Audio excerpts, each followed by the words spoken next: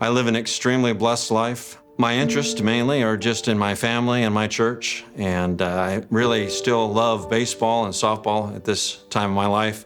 I received a phone call on February the 28th of 2013. My primary care physician told me that I had peritoneal carcinomatosis. All I could find on the internet was basically a death sentence. It's not something that you can battle. It's not something that they can save you with chemotherapy. And I found myself in a place that I'd never been. I was gripped with fear to the point of not being able to breathe. They gave me 6 to 9 months with chemotherapy or not, depending on how long I would live and whether the chemo would kill me before the cancer would. My name is Jill Duncan, and Ron and I have been married 38 years. What do you say when your husband tells you he has terminal cancer? I didn't know how to tell my sons.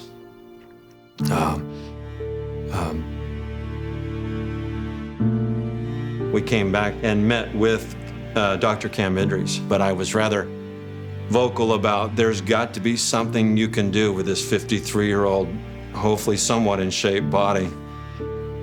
I don't have any pain. There's got to be something you can do. He presented with a stage 4 appendiceal tumor, and I was recruited here to build a program, the HIPEC program, which is essentially a heated chemo bath in the abdominal cavity for these cancers. And at that point, he showed me the cancer that was encompassing about 8 different organs. We evaluated him, and we reviewed his pathology biopsy results from outside, and we thought that, because of his good health and everything, that he would be a good candidate for that procedure. He said, well, what we can do is we can have cytoreduction HIPEC surgery, and he explained that to us in detail. Dr. Idris was very straightforward, and I like that. He removed my spleen, my gallbladder, my omentum, 4 or 5 feet of my small intestine, 3 or 4 feet of my large intestine, and my appendix, what was left.